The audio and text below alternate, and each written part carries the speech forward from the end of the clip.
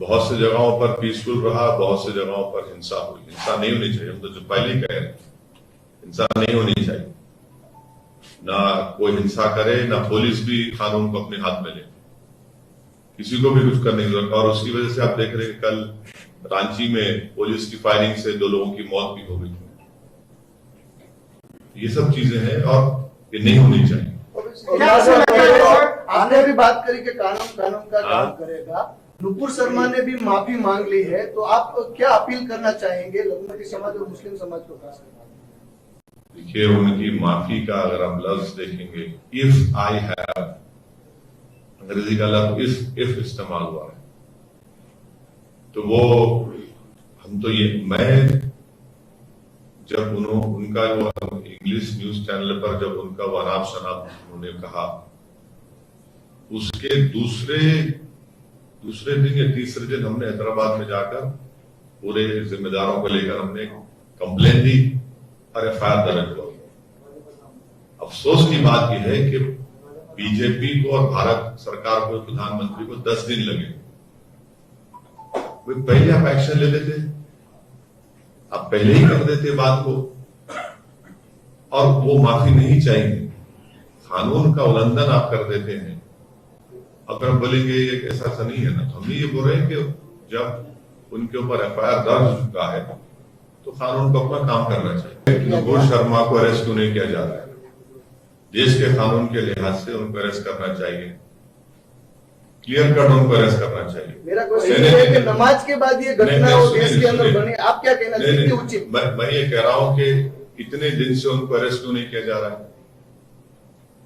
क्यों मेरे सवाल जवाब मैं कहने जा रहा हूं ना, बैठा हूं आपके सामने। अरेस्ट क्यों नहीं किया जाता उनको? अरेस्ट करिए उनको, उन पर भी कानूनी कार्रवाई करिए। कौन रोक रहा है आपको? क्यों नहीं करना चाह रहे आप? क्या भाजपा समझ रहे कि सस्पेंशन से मसला हल हो जाएगा? नहीं होगा हल ये। जब आप उनको मानते हैं कि उन्होंने आपके पार्टी की पॉलिसी, उनका जो सस्पेंशन का लेटर आप पढ़ेंगे, उन्होंने अपने पार्टी के कॉन्स्टिट्यूशन का हवाला दिया। हम भाजपा को पूछ रहे कि भारत का कॉन्स्टिट्यूशन का क्या होगा? फिर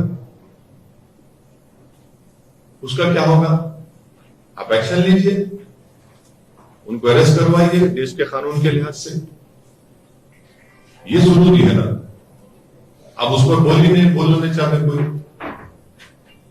ये भी इस पर हमारा डिमांड ये है कि उनकी गिरफ्तारी होनी चाहिए और कानून के लिहाज से उन पर एक्शन होना चाहिए। देखिए, भाजपा अगर सीरियस होगी तो पहले ही उनको बोलती, मगर आपने 10 दिन के बाद बोला।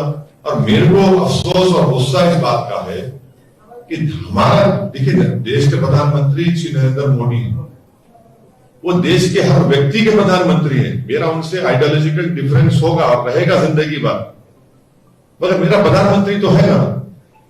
अगर वो मेरी बात नहीं सुन रहे, मेरी पीड़ा को नहीं समझ रहे, वो कोई दूसरे कंट्री, फॉरेन कंट्री में आवाज उठी तो वहां क्या करते? भाई मैं घर का आदमी हूं ना,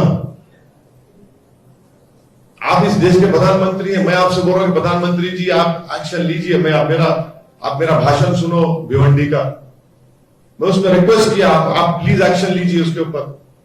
उनके वो अनाप शनाप बकने के 2-3 दिन के बाद मेरा भाषण हुआ भिवंडी में, आप नहीं सुने। आप कोई फॉरेन कंट्री बोलता है तो फौरन हरकत में आ जाते। ये गलत है ना। ये नुपुर को फांसी की सजा की इम्तियाज जलील के स्टेटमेंट के ऊपर हमने पार्टी की तरफ से ट्वीट किया और मैंने शुरुआत में भी यह बात कही कि देश का कानून के तहत नुपुर शर्मा को गिरफ्तार करना चाहिए और देश के कानून के तहत कोर्ट उनको सजा देनी चाहिए। यह पार्टी का ऑफिशियल स्टैंड है, जो इम्तियाज जलील साहब की बात से मुख्तलिफ है। और जो पार्टी का स्टैंड है वो सबको मानना पड़ेगा। यह पार्टी का ऑफिशियल स्टैंड है।